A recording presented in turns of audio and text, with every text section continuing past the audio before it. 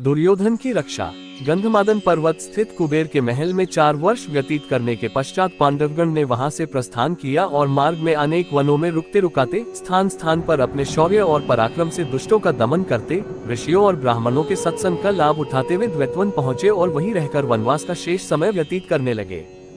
अब तक वनवास के 11 वर्ष पूर्ण हो चुके थे। पांडवों के द्वैतवन में होने की सूचना दुर्योधन तथा उसकी दुष्ट मंडली दुशासन, शकुनी, कर्ण आदि को मिली। वे एक बार फिर वहां जाकर पांडवों को मार डालने की योजना बनाने लगे। संयोगवश उन दिनों कौरवों की गौ संपत्ति द्वैतवन में ही थी।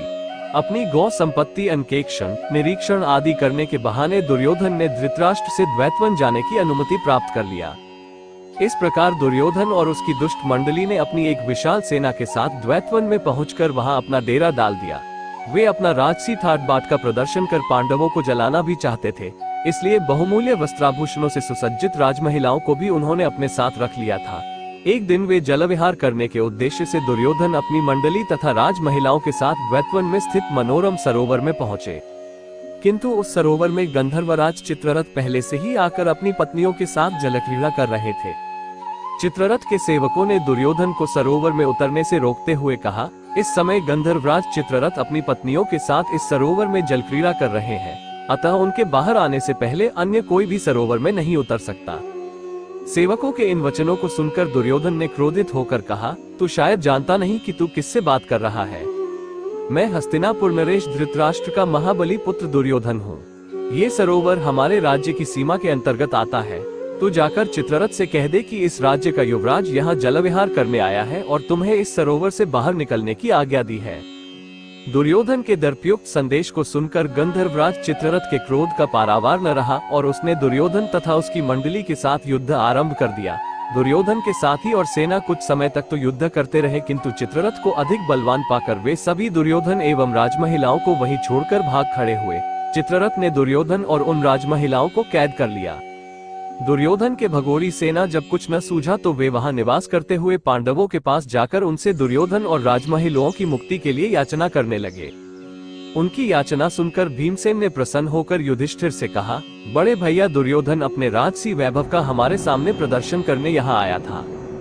गंधर्वों ने दुर्योधन की दुर्दशा करके हमारे हित का काम किया है, आप कदापि उसे मत छुड़ाना।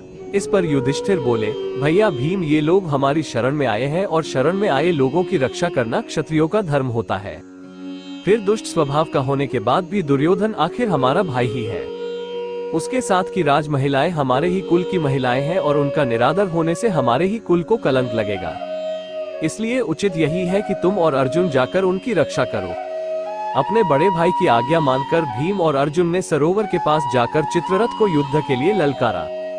उनकी ललकार सुनकर चित्ररथ क्रोधित होने के बजाय मुस्कुराते हुए अर्जुन के पास आए और बोले, हे पार्थ, मैं तो तुम्हारा सखा ही हूँ।